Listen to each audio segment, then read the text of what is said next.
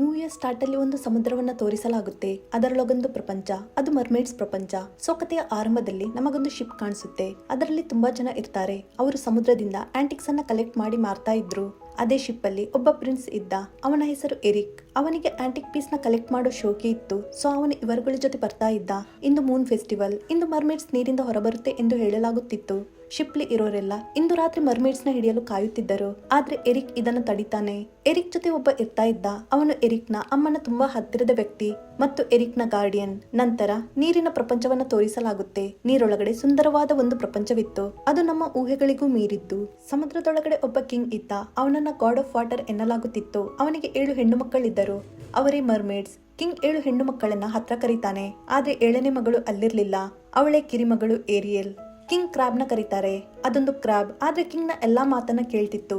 So king crab ನ aerial ನ ಹುಡುಕಲು ಕಳಿಸ್ತಾನೆ.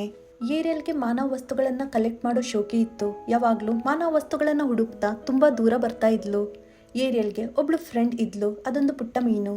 ಅದು ಯಾವಾಗ್ಲೂ ಅವಳ ಜೊತೆ ಇರ್ತಿತ್ತು. ಜೊತೆಗೊಂದು ಬರ್ಡ್ ಇರುತ್ತೆ. ಅಲ್ಲಿಗೆ ಕ್ರಾಬ್ ಬಂದು ಕಿಂಗ್ ಕರಿತಾ ಇರೋ ವಿಷಯ ಹೇಳುತ್ತೆ. ಇದನ್ನ ಕೇಳಿ ಏರಿಯಲ್ ಅಲ್ಲಿಂದ ತಕ್ಷಣವೇ ವೇಗವಾಗಿ ಈಜುತ್ತಾ ಕಿಂಗ್ ನ ಆಸ್ಥಾನವನ್ನ ಸೇರುತ್ತಾಳೆ. ಕಿಂಗ್ ಕೇಳುತ್ತಾನೆ, ನೀ ಎಲ್ಲಿದ್ದೆ? ಏರಿಯಲ್ ಹೇಳ್ತಾಳೆ, ಮಾನವ ವಸ್ತುಗಳನ್ನು ನೋಡ್ತಾ ಇದ್ದೆ. ಇದನ್ನ ಕೇಳಿ ಕಿಂಗ್ ಅಂದ್ರೆ ಅವಳ ಅಪ್ಪನಿಗೆ ಸಿಟ್ಟು ಬರುತ್ತೆ. ಏರಿಯಲ್ ಹೇಳ್ತಾಳೆ, ನಿಮಗ್ಯಾಕೆ ಮಾನವರಂದ್ರೆ ಅಷ್ಟೊಂದು ದ್ವೇಷ? ಮಾನವರ ಪ್ರಪಂಚ ತುಂಬಾ ಅದ್ಭುತವಾಗಿದೆ. ಮಾನವರು ತುಂಬಾ ಒಳ್ಳೆಯವರು. ಏರಿಯಲ್ ಅಮ್ಮನ ಸಾವಿಗೆ ಕಾರಣ ಮಾನವರು. ಇದರಿಂದ ಏರಿಯಲ್ ಅಪ್ಪನಿಗೆ ಮಾನವರಂದ್ರೆ ದ್ವೇಷವಿತ್ತು. ಕಿಂಗ್ ಏರಿಯಲ್ಗೆ ಮಾನವರಿಗೆ ಸಂಬಂಧಿಸಿದ ಯಾವುದೇ ವಿಷಯಕ್ಕೆ ಹೋಗದಂತೆ ಎಚ್ಚರಿಸುತ್ತಾನೆ. ಇದನ್ನ ಕೇಳಿ ಏರಿಯಲ್ ಕೋಪಗೊಂಡು ಅಲ್ಲಿಂದ ಹೋಗ್ತಾಳೆ. ಕಿಂಗ್ ಕ್ರಾಬ್ಗೆ ಏರಿಯಲ್ ಮೇಲೆ ಒಂದು ಕಣ್ಣಿಡಲು ಹೇಳ್ತಾನೆ. ಇತ್ತ ಕೋಪಗೊಂಡ ಏರಿಯಲ್ ತನ್ನ ಕೋಣೆಗೆ ಬರುತ್ತಾಳೆ. ಅಲ್ಲಿ ಅವಳು ವಿಧ ವಿಧವಾದ ಮಾನವ ವಸ್ತುಗಳನ್ನ ಮುಳುಗಿರೋ ಶಿಪ್ಸ್ ಗಳಿಂದ ಸಂಗ್ರಹಿಸಿ ಇಟ್ಟಿದ್ಲು. ಪುಸ್ತಕ, ಬಟನ್ಸ್, ಕಾಯಿನ್ಸ್, ಹಿಂಗೆ ಏನೇನೆಲ್ಲ ಇತ್ತು. ಅವಾಗ್ಲೇ ಕ್ರ್ಯಾಕರ್ಸ್ ಸೌಂಡ್ ಕೇಳುತ್ತೆ. ಏರಿಯಲ್ ಮೇಲೆ ಬಂದು ನೋಡಿದಾಗ ಜನರು ಶಿಪ್ ಅಲ್ಲಿ ಕ್ರ್ಯಾಕರ್ಸ್ ಜೊತೆ ಆಡ್ತಾ ಇದ್ರು. ಈ ಶಿಪ್ ಬೇರೆ ಯಾರದೂ ಅಲ್ಲ, ಪ್ರಿನ್ಸ್ ಎರಿಕ್ದು ಆಗಿತ್ತು. ಇದೆಲ್ಲವನ್ನ ನೋಡಿ ಏರಿಯಲ್ ಖುಷಿಯಾಗುತ್ತಾಳೆ. ಎರಿಕ್ ಮತ್ತು ಅವನ ಫ್ರೆಂಡ್ಸ್ ಶಿಪ್ ಅಲ್ಲಿ ಪಾರ್ಟಿ ಮಾಡ್ತಾ ಇದ್ರು. ಎರಿಕ್ ಸಹ ನಾರ್ಮಲ್ ಪರ್ಸನ್ ಹಂಗೆ ಎಂಜಾಯ್ ಮಾಡ್ತಾ ಇದ್ದ. ಇದನ್ನೆಲ್ಲ ಏರಿಯಲ್ ನೋಡ್ತಾ ಇದ್ಲು. ಸಡನ್ ಆಗಿ ಕ್ಲೈಮೇಟ್ ಚೇಂಜ್ ಆಗುತ್ತೆ ಮತ್ತು ಮಳೆ ಹನಿಯಲಾರಂಭಿಸುತ್ತೆ. ಸಮುದ್ರದಲ್ಲೂ ಅಲೆಗಳು ಬರಲಾರಂಭವಾಗುತ್ತೆ. ಶಿಪ್ ಮುಳುಗೋ ತರ ಆಗುತ್ತೆ. ಸೊ ಎಲ್ಲರೂ ಸಮುದ್ರಕ್ಕೆ ಧುಮುಕಿ ದಡ ಸೇರಲಾರಂಭಿಸುತ್ತಾರೆ. ಶಿಪ್ಗೆ ಬೆಂಕಿನೂ ಬೀಳುತ್ತೆ. ಎರಿಕ್ ಶಿಪ್ಲೇ ಇದ್ದ. ಇನ್ನೇನು ಜಂಪ್ ಮಾಡಬೇಕು ಅನ್ನೋವಾಗ ಅವನಿಗೆ ಅವನ ಡಾಗ್ ಇನ್ನ ಶಿಪ್ ಅಲ್ಲೇ ಇರೋದು ಕಾಣಿಸುತ್ತೆ. ಎರಿಕ್ ಡಾಗ್ ನ ಸೇವ್ ಮಾಡೋಕೆ ಹೋಗುವಾಗ ದೊಡ್ಡದೊಂದು ಅಲೆ ಅಪ್ಪಳಿಸಿ ಶಿಪ್ ಇಬ್ಬಾಗವಾಗುತ್ತೆ ಮತ್ತು ಎರಿಕ್ ಸಮುದ್ರದಲ್ಲಿ ಮುಳುಗ್ತಾನೆ. ಇದನ್ನೆಲ್ಲ ನೋಡ್ತಾ ಇದ್ದ ಏರಿಯಲ್ ಎರಿಕ್ ನ ಸೇವ್ ಮಾಡ್ತಾಳೆ. ಅವಳು ಅವನನ್ನ ನೀರಿಂದ ಮೇಲ್ಗಡೆ ತರ್ತಾಳೆ. ಫಸ್ಟ್ ಟೈಮ್ ಏರಿಯಲ್ ಒಬ್ಬ ಮಾನವನನ್ನ ತುಂಬಾ ಹತ್ತಿರದಿಂದ ನೋಡಿದ್ಲು. ಅವನನ್ನ ಟಚ್ ಮಾಡಿದ್ಲು. ಎರಿಕ್ ನ ದಡಕ್ಕೆ ತರ್ತಾಳೆ. ಎರಿಕ್ಗೆ ಪ್ರಜ್ಞೆ ತಪ್ಪಿತ್ತು. ಅವನಿಗೆ ಪ್ರಜ್ಞೆ ಬರಿಸಲು ಏರಿಯಲ್ ಎಲ್ಲಾ ಪ್ರಯತ್ನವನ್ನ ಮಾಡ್ತಾಳೆ. ಇದನ್ನೆಲ್ಲ ನೋಡ್ತಾ ಇದ್ದ ಅವಳ ಅನಿಮಲ್ ಫ್ರೆಂಡ್ಸ್ ಇದನ್ನೆಲ್ಲ ಯಾರು ಕಿಂಗ್ ಹತ್ರ ಹೇಳೋ ಹಂಗಿಲ್ಲ ಎಂದು ಡಿಸೈಡ್ ಮಾಡ್ತಾರೆ. ಎರಿಕ್ ಕಣ್ಣು ತೆರೆಯೋ ಪ್ರಯತ್ನದಲ್ಲಿ ಇರೋವಾಗ್ಲೇ ಗಾರ್ಡ್ಸ್ ಬರ್ತಾರೆ. ಎರಿಕ್ಗೆ ಏರಿಯಲ್ ಅನ್ನ ನೋಡಕ್ಕಾಗಲ್ಲ. ಆದ್ರೆ ಅವನಿಗೆ ತನ್ನ ಪ್ರಾಣವನ್ನ ಒಬ್ಳು ಹುಡುಗಿ ಸೇವ್ ಮಾಡಿದ್ಲು ಅನ್ನೋದು ತಿಳಿಯುತ್ತೆ. ಏರಿಯಲ್ ಸಹ ಗಾರ್ಡ್ಸ್ ನ ನೋಡಿ ಅವಿತ್ಕೊಳ್ತಾಳೆ. ಇದೆಲ್ಲ ವಾಟರ್ ವಿಚ್ ನೋಡ್ತಾ ಇತ್ತು. ಅದೊಂದು ದೊಡ್ಡ ಆಕ್ಟೋಪಸ್ ತರ ಇತ್ತು. ಅವಳು ಏರಿಯಲ್ ಮೇಲೆ ಒಂದು ಕಣ್ಣಿಟ್ಟಿದ್ಲು. ಇದ್ರ ಹಿಂದೆ ಅವಳದೊಂದು ಬಹುದೊಡ್ಡ ದುರುದ್ದೇಶವಿತ್ತು. ಇದಾದ ನಂತರ ಏರಿಯಲ್ ಎರಿಕ್ ನ ತುಂಬಾ ಮಿಸ್ ಮಾಡ್ಕೊಡ್ತಾಳೆ. ಈ ಕಡೆ ಹುಷಾರಾದ ಎರಿಕ್ ಸಹ ತನ್ನ ಪ್ರಾಣವನ್ನ ಕಾಪಾಡಿದ ಹುಡುಗಿಗೋಸ್ಕರ ಹುಡುಕ್ತಾ ಇರ್ತಾನೆ. ಏರಿಯಲ್ ಡ್ಯಾಡ್ಗೆ ಸಹ ಏರಿಯಲ್ಗೆ ಮಾನವನ ಮೇಲೆ ಪ್ರೀತಿ ಆಗಿರೋದು ಗೊತ್ತಾಗುತ್ತೆ. ಕ್ರಾಬ್ ಎಲ್ಲಾ ನಿಜ ಹೇಳುತ್ತೆ. ಇದನ್ನ ಕೇಳಿ ಕಿಂಗ್ಗೆ ಸಿಟ್ಟು ಬರುತ್ತೆ ಮತ್ತು ಏರಿಯಲ್ ಸಂಗ್ರಹಿಸಿದ್ದ ಎಲ್ಲಾ ಮಾನವ ವಸ್ತುಗಳನ್ನ ತನ್ನ ಪವರ್ ಯೂಸ್ ಮಾಡಿ ನಾಶಗೊಳಿಸ್ತಾನೆ. ಇದರಿಂದ ಏರಿಯಲ್ಗೆ ತುಂಬಾ ಬೇಜಾರಾಗುತ್ತೆ. ಅವಾಗ್ಲೇ ಮುಂದಿರೋ ಮಿರರ್ ಅಲ್ಲಿ ಏರಿಯಲ್ ನ ಅಬ್ಸರ್ವ್ ಮಾಡ್ತಿರೋ ವಿಚ್ ಬಂದು ಹೇಳುತ್ತೆ, ನಾನ್ ನಿನ್ ಆಂಟಿ. ನನ್ನನ್ನ ಎಲ್ಲ ಸಿ ವಿಚ್ ಮ್ಯಾಜಿಷಿಯನ್ ಅಂತಾರೆ. ನಿನಗೇನು ಬೇಕೆಂದು ನನಗ್ ಗೊತ್ತು. ನಿಂಗೆ ಅದೆಲ್ಲ ಬೇಕಿದ್ರೆ ನೀನ್ ನನ್ ಮೀಟ್ ಆಗ್ಬೇಕು. ಏರಿಯಲ್ ವಿಚ್ ನ ಭೇಟಿ ಆಗುತ್ತೆ. ವಿಚ್ ಹೇಳ್ತಾಳೆ, ನಂಗ್ ಗೊತ್ತು ನೀನೊಬ್ಬ ಮಾನವನನ್ನ ಇಷ್ಟಪಡ್ತಾ ಇದ್ದೀಯಾ ಮತ್ತು ನಿಂಗೆ ಭೂಲೋಕಕ್ಕೆ ಹೋಗ್ಬೇಕು. ನಾನ್ ನಿಂಗೆ ಹೆಲ್ಪ್ ಮಾಡ್ತೀನಿ. ನನ್ನದೊಂದು ಕಂಡೀಷನ್ ಇದೆ. ನಾನ್ ನಿನ್ನನ್ನ ಮನುಷ್ಯನನ್ನಾಗಿ ಚೇಂಜ್ ಮಾಡ್ತೀನಿ. ನಡೆಯಲು ಕಾಲು ಕೊಡ್ತೀನಿ. ಆದ್ರೆ ನೀನು 3 ದಿನಗಳಲ್ಲಿ ರಿಟರ್ನ್ ಬರ್ಬೇಕು ಮತ್ತು ನಿನ್ನ ಪ್ರೀತಿನ ಅವನಿಗೆ ಹೇಳ್ಬೇಕು. ಇದರ ಬದಲಾಗಿ ನಿನ್ನ ವಾಯ್ಸ್ ಅನ್ನ ನಂಗೆ ಕೊಡ್ಬೇಕು. ನೀನ್ ನಿನ್ನ ಪ್ರೀತಿನ ಹೇಳಲು ತಪ್ಪಿದಲ್ಲಿ ನೀನ್ ನನ್ನ ಬಳಿ ಪರ್ಮನೆಂಟ್ ಆಗಿ ಇರ್ಬೇಕಾಗುತ್ತೆ. ಕಂಡೀಷನ್ಸ್ ಕೇಳಿ ಏರಿಯಲ್ಗೆ ಮೊದಲು ಭಯ ಆಗುತ್ತೆ. ಆಮೇಲೆ ಅವಳು ವಿಚ್ ಕಂಡೀಷನ್ಸ್ ನ ಒಪ್ಕೋತಾಳೆ. ಇವಾಗ ವಿಚ್ ಏರಿಯಲ್ ಮೇಲೆ ಜಾದು ಪ್ರಯೋಗಿಸಿ ಅವಳ ವಾಯ್ಸ್ ನ ತೆಗೆದು ಒಂದು ಲಾಕೆಟ್ ಅಲ್ಲಿ ಲಾಕ್ ಮಾಡಿ ಕತ್ತಲ್ಲಿ ಹಾಕ್ತಾಳೆ. ಆಮೇಲೆ ಅವಳು ಏರಿಯಲ್ ನ ಒಬ್ಬ ಮಾನವಳನ್ನಾಗಿ ಬದಲಾಯಿಸ್ತಾಳೆ. ಮಾನವಳಾಗಿ ಬದಲಾದ ಏರಿಯಲ್ಗೆ ನೀರಲ್ಲಿ ಇರೋದು ಕಷ್ಟ ಆಗುತ್ತೆ. ಅವಳು ಈಜುತ್ತಾ ದಡಕ್ಕೆ ಬರ್ತಾಳೆ. ಆಕ್ಚುಲಿ ಇದೆಲ್ಲ ವಿಚ್ ಟ್ರ್ಯಾಪ್ ಆಗಿದೆ. ಆಗಿತ್ತು.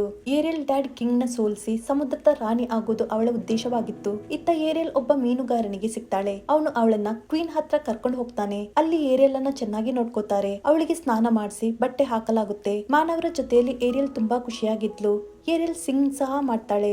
ಆದ್ರೆ ಅವಳ ವಾಯ್ಸ್ ಅನ್ನ ವಿಚ್ ಲಾಕೆಟ್ ಅಲ್ಲಿ ಲಾಕ್ ಮಾಡಿದ್ಲು. ಎರಿಕ್ ಅವಳನ್ನ ನೋಡಲು ಬಂದಾಗ ಅವಳು ತುಂಬಾ ಎಕ್ಸೈಟ್ ಆಗ್ತಾಳೆ. ಆದ್ರೆ ಎರಿಕ್ಗೆ ಅವಳ ಪರಿಚಯ ಸಿಗಲ್ಲ. ಎರಿಕ್ ಏರಿಯಲ್ಗೆ ಹೇಳ್ತಾನೆ, ನಿನ್ನ ಪ್ರಾಣ ಉಳಿದಿರೋದು ತುಂಬಾ ಖುಷಿ. ನೀನು ನಮ್ಮ ಅರಮನೆಯಲ್ಲಿ ನೆಮ್ಮದಿಯಾಗಿ ಇರಬಹುದು. ಏರಿಯಲ್ಗೆ ಎರಿಕ್ ನ ಪ್ರಾಣವನ್ನ ಕಾಪಾಡಿದ್ದು ತಾನೇ ಎಂದು ಹೇಳಕ್ಕೂ ಆಗಲ್ಲ. ಸಮಯ ಕಳೀತಾ ಎರಿಕ್ ಮತ್ತು ಏರಿಯಲ್ ನಡುವೆ ಸ್ನೇಹ ಬೆಳೆಯುತ್ತೆ. ಖುಷಿಯಾಗಿದ್ದ ಎರಿಕ್ ನ ನೋಡಿ ಗಾರ್ಡಿಯನ್ ಕೇಳ್ತಾನೆ, ಇನ್ನ ನೀನು ನಿನ್ನ ಪ್ರಾಣವನ್ನ ಕಾಪಾಡಿದ ಹುಡುಗಿನ ಹುಡುಕ್ತೀಯಾ? ಎರಿಕ್, ಹೌದು, ಅವಳನ್ನ ಹುಡುಕ್ಬೇಕು. ನನಗೊಂದು ಕುದುರೆ ಗಾಡಿ ಬೇಕು. ನಾನೇ ಅವಳನ್ನ ಹುಡುಕ್ತೀನಿ. ಕುದುರೆ ಗಾಡಿ ಬರುತ್ತೆ. ಎರಿಕ್ ಮತ್ತು ಏರಿಯಲ್ ಕುದುರೆ ಗಾಡಿಲಿ ಸಮುದ್ರ ತೀರದತ್ತ ಹೋಗ್ತಾರೆ. ಅಲ್ಲಿಂದ ಒಂದು ಹಳ್ಳಿಗೆ ಬರ್ತಾರೆ. ಏರಿಯಲ್ ತುಂಬಾ ಹೊಸ ಹೊಸ ವಸ್ತುಗಳನ್ನ ನೋಡ್ತಾಳೆ ಮತ್ತು ಎರಿಕ್ ಜೊತೆ ಡ್ಯಾನ್ಸ್ ಸಹ ಮಾಡ್ತಾಳೆ. ಈವ್ನಿಂಗ್ ಅವರಿಬ್ರು ಒಂದು ತೆಪ್ಪದಲ್ಲಿ ವಾಯುವಿಹಾರಕ್ಕೆ ಹೋಗ್ತಾರೆ.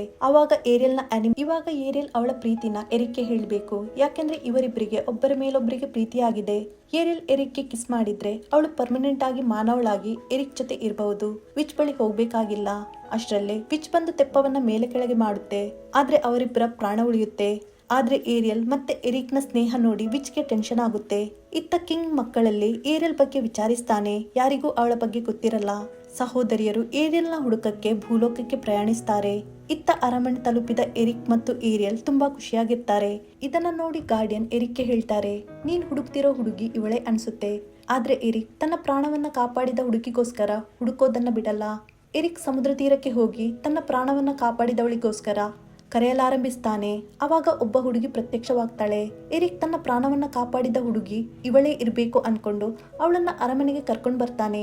ಇಲ್ಲಿ ಏರಿಯಲ್ ನ ಅನಿಮಲ್ ಫ್ರೆಂಡ್ಸ್ ಏರಿಯಲ್ ನ ಎಬ್ಬಿಸಿ ಹೇಳ್ತಾರೆ, ನೀನ್ ಇವತ್ತು ನಿನ್ನ ಪ್ರೀತಿನ ಎರಿಕ್ಗೆ ಹೇಳ್ಬೇಕು. ಏರಿಯಲ್ ಬೇಗನೆ ರೆಡಿಯಾಗಿ ಗೇಟ್ ಬಳಿ ಹೋಗ್ತಾಳೆ.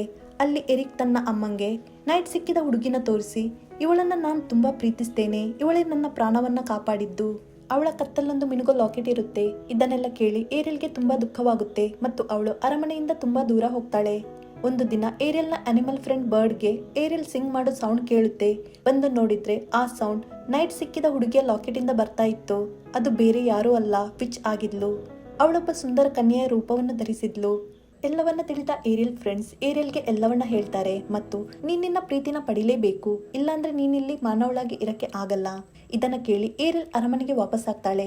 ಅಲ್ಲಿ ಎರಿಕ್ ಮತ್ತು ಆ ಹುಡುಗಿಗೆ ಎಂಗೇಜ್ಮೆಂಟ್ ಆಗೋದ್ರಲ್ಲಿತ್ತು. ಕ್ವೀನ್ ಎರಿಕ್ ನ ಕೇಳ್ತಾಳೆ, ನೀನ್ ನಿಜಕ್ಕೂ ಈ ಹುಡುಗಿನ ಇಷ್ಟಪಡ್ತೀಯಾ? ನಿನ್ನೆವರೆಗೆ ನೀನು ಏರಿಯಲ್ ಜೊತೆ ಖುಷಿಯಾಗಿದ್ದೆ. ಎರಿಕ್ ಹೇಳ್ತಾನೆ, ಅದೆಲ್ಲ ಗೊತ್ತಿಲ್ಲ, ಬಟ್ ಅವಳು ನನ್ನ ಪ್ರಾಣವನ್ನ ಕಾಪಾಡಿದ್ದಾಳೆ. ಅಷ್ಟರಲ್ಲಿ ಅನಿಮಲ್ ಫ್ರೆಂಡ್ಸ್ ಬಂದು ಹುಡುಗಿ ಮೇಲೆ ಅಟ್ಯಾಕ್ ಮಾಡ್ತಾರೆ. ಏರಿಯಲ್ ಬಂದು ಮೊದಲನೇದಾಗಿ ಅವಳ ಕತ್ತಿಂದ ಲಾಕೆಟ್ ತೆಗಿತಾಳೆ. ಅದರಲ್ಲಿ ಅವಳ ವಾಯ್ಸ್ ಇತ್ತು. ವಾಯ್ಸ್ ರಿಟರ್ನ್ ಬರುತ್ತೆ. ಏರಿಯಲ್ ಎರಿಕ್ಗೆ ಎಲ್ಲವನ್ನ ಹೇಳ್ತಾಳೆ. ಅವನ ಪ್ರಾಣವನ್ನ ಕಾಪಾಡಿದ ಹುಡುಗಿ ತಾನೇ ಅಂತಾಳೆ. ವಿಚ್ ತನ್ನ ನಿಜ ರೂಪವನ್ನ ತಗೊಂಡು ಎಲ್ಲರ ಮೇಲೆ ಅಟ್ಯಾಕ್ ಮಾಡಲು ಆರಂಭಿಸುತ್ತೆ. ಏರಿಯಲ್ ಮತ್ತೆ ಮರ್ಮೇಡ್ ಆಗಿದ್ಲು. ವಿಚ್ ಅವಳನ್ನ ಸಮುದ್ರಕ್ಕೆ ಕರ್ಕೊಂಡ್ ಬರ್ತಾಳೆ. ಅಲ್ಲಿ ಏರಿಯಲ್ ಡ್ಯಾಡ್ ಬರ್ತಾರೆ. ವಿಚ್ ಕಿಂಗ್ಗೆ ಹೇಳ್ತಾಳೆ, ನಿನ್ನ ಮಗಳು ನನ್ನೊಂದಿಗೆ ಒಂದು ಡೀಲ್ ಮಾಡಿದ್ಲು. ನೀನ್ ಬಯಸಿದ್ರು ಅದನ್ನ ಮುರಿಯೋಕ್ಕಾಗಲ್ಲ. ಡ್ಯಾಡ್ ಏರಿಯಲ್ ಗೋಸ್ಕರ ತನ್ನ ಪ್ರಾಣವನ್ನ ವಿಚ್ಗೆ ತ್ಯಾಗ ಮಾಡಲು ರೆಡಿ ಆಗ್ತಾರೆ. ವಿಚ್ ಕಿಂಗ್ ನ ಮ್ಯಾಜಿಕ್ ಮೂಲಕ ಸಾಯಿಸಿ ಅವನ ಮ್ಯಾಜಿಕ್ ದಂಡವನ್ನ ತಗೋತಾಳೆ. ವಿಚ್ ನ ಉದ್ದೇಶ ಇವಾಗ ಈಡೇರುತ್ತೆ. ಅವಳು ಸಮುದ್ರದ ಮಹಾರಾಣಿ ಆಗ್ತಾಳೆ.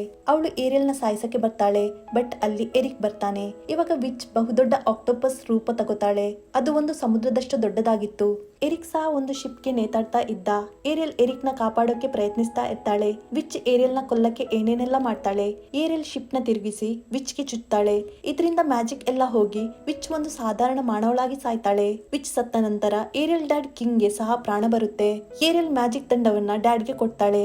ಆದ್ರೆ ಅವಳು ಎರಿಕ್ ಬಗ್ಗೆ ಏನೂ ಮಾತಾಡಲ್ಲ. ಯಾಕೆಂದ್ರೆ ತನ್ನ ಡ್ಯಾಡ್ ತನಗೋಸ್ಕರ ಪ್ರಾಣವನ್ನ ಕೊಟ್ಟಿದ್ರು. ಈ ಕಡೆ ಏರಿಯಲ್ ಸಮುದ್ರ ಕಿನಾರೆಗೆ ಬಂದು ಅಮ್ಮಂಗೆ ಹೇಳ್ತಾನೆ, ನಂಗೆ ಸಮುದ್ರದ ಒಳಗೆ ಏರಿಯಲ್ ನ ತರಕ್ಕೆ ಹೋಗ್ಬೇಕು. ಅಮ್ಮ ಹೇಳ್ತಾರೆ, ನೋಡು, ನೀನೊಬ್ಬ ಮಾನವ, ಅವಳು ಮರ್ಮೇಡ್, ಅವಳು ತನ್ನ ಪ್ರಪಂಚಕ್ಕೆ ಹೋಗಿದ್ದಾಳೆ. ಇತ್ತ ಕಿಂಗ್ ಕ್ರಾಬ್ ಗೆ ಕೇಳ್ತಾನೆ, ಯಾಕೆ ಏರಿಯಲ್ ಡಲ್ ಆಗಿದ್ದಾಳೆ? ಕ್ರಾಬ್ ಹೇಳುತ್ತೆ, ಅವಳ ಖುಷಿ ಮಾನವಳಾಗಿ ತಾನು ಪ್ರೀತಿಸಿದ ಎರಿಕ್ ಜೊತೆ ಇರೋದು.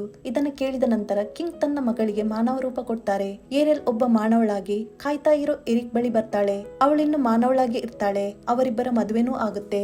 ಅವರಿಬ್ಬರು ವರ್ಲ್ಡ್ ಟೂರ್ ಗೆ ಹೋಗಕ್ಕೆ ರೆಡಿ ಆಗ್ತಾರೆ. ಕಿಂಗ್ ಏರಿಯಲ್ ನ ಭೇಟಿಯಾಗಿ ಹೇಳ್ತಾರೆ, ನನ್ ಒಪಿನಿಯನ್ ತಪ್ಪಾಗಿತ್ತು. ಎಲ್ಲ ಮಾನವರು ಕೆಟ್ಟವರಲ್ಲ. ನಾವು ಮರ್ಮೇಡ್ಸ್ ಇವಾಗ ಮಾನವರ ಜೊತೆ ಒಟ್ಟಿಗೆ ಇರ್ತೇವೆ. ಇದನ್ನ ಕೇಳಿ ಏರಿಯಲ್ ಖುಷಿಯಾಗ್ತಾಳೆ. ನಂತರ ಅವಳು ವರ್ಲ್ಡ್ ಟೂರಿಗೆ ತೆರಳುತ್ತಾಳೆ. ಇಲ್ಲಿಗೆ ಈ ಕತೆ ಮುಗಿಯುತ್ತೆ.